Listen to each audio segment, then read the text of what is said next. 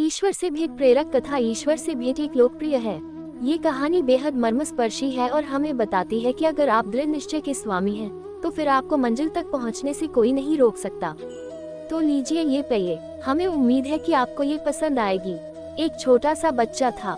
उसकी उम्र थी सिर्फ 7 साल, पर गंभीरता इतनी कि 17 के बच्चे को भी मात कर जाए। एक दिन उसने अपनी माँ से पूछा, माँ, क्या हम भगवान से मिल सकते हैं? बच्चे की बात सुनकर माँ हैरान रह गई। उसने बच्चे के सिर पर हाथ फेरते हुए कहा, हाँ बेटा, जिस दिन तुम सच्चे मन से ईश्वर की खोज करोगे, उस दिन वे तुमसे मिलने जरूर आएंगे।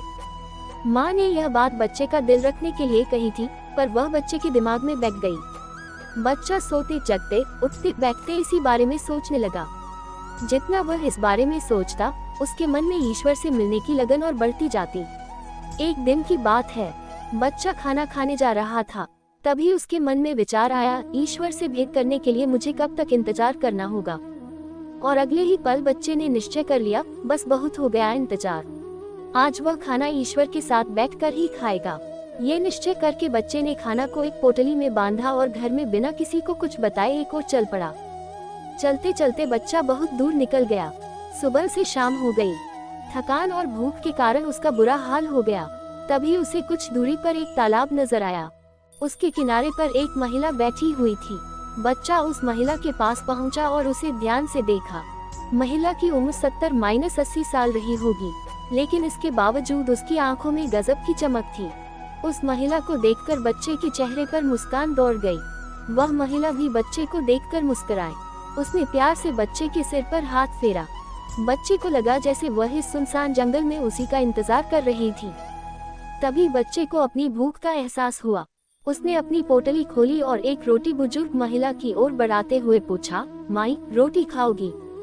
ये देखकर महिला के झुर्रियों वाले चेहरे पर अजीब सी खुशी आ गई। उसकी आंखों से खुशी के आंसू बहने लगे। ये देखकर बच्चा बोला, तुम क्यों रो रही हो माई? क्या तुम्हारा कोई सामान खो गया है? महिला ने बच्चे के सिर पर हाथ फेरते हुए कहा, नहीं बेटा, ये तो खुशी के आंसू हैं। आज मेरी हर इच्छा पूरी हो गई। ये सुनकर बच्चा मुस्कुरा दिया। उसने अपने हाथ से रोटी तोड़कर बुजुर्ग महिला को खिलाई। महिला की आंखों से आंसुओं की धार बह चली। उसने भी अपने हाथ से बच्चे को रोटी खिलाई और उसे दुलार किया। रोटी खाने के बाद बच्चे को अपनी माँ की याद आई। उसे लगा कि घर पर माँ परेशान हो रही होंगी, इसलिए उसने उस बुजुर्ग महिला से इजाजत ली और वापस अपने घर की ओर लौट पड़ा। बच्चा जब अपने घर पहुँचा, तो माँ दरवाजे पर ही मिल गई। उसने बच्चे को अपनी गोद में उठा लिया और उसे जोर जोर से चूमने लगी। ये देखकर बच्चा बोला, माँ, आज मैं भगवान से मिला। मैंने उनके साथ बैठकर रोटी खाई। मैं बहुत खुश हूँ माँ। उधर वह बुजुर्ग महिला जब अपने घर पहुँची, तो उसकी खुशी देखकर घर वाले हैरान रह गए। उसने अपने घर वालों को बताया, मैं भगवान की तलाश में घर से निकली थी। भगवान की प्रतीक्षा में मैं 2 दिन तक तालाब के किनारे अकेली भूखी बैठी रही। मुझे विश्वास था कि भगवान आएंगे और मुझे अपने हाथों से खाना खिलाएंगे। आज सचमुच भगवान ने मुझे दर्शन दिए और अपने हाथों से रोटी खिलाई। इस तरह मेरी साथ पूरी हो गई और मैं वापस अपने घर लौट आई। खत्म हुई।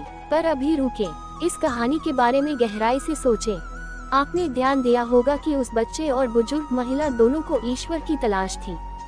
ईश्वर कहीं नहीं था, उनके दिलों में था, इसीलिए उन्होंने उसका रूप उस व्यक्ति में खोज लिया जो स्वयं ईश्वर की तलाश में निकला था।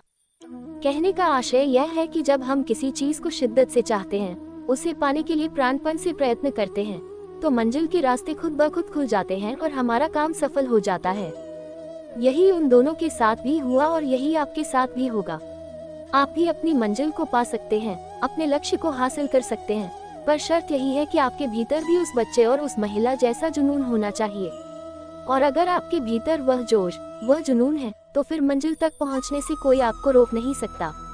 अगर आपको मेरी यह कहानी अच्छी लगी हो तो प्लीज मेरे चैनल को सब्सक्राइब कर देना, लाइक कर देना, शेयर कर देना और बेल आइकन को प्रेस कर देना। धन्यवाद।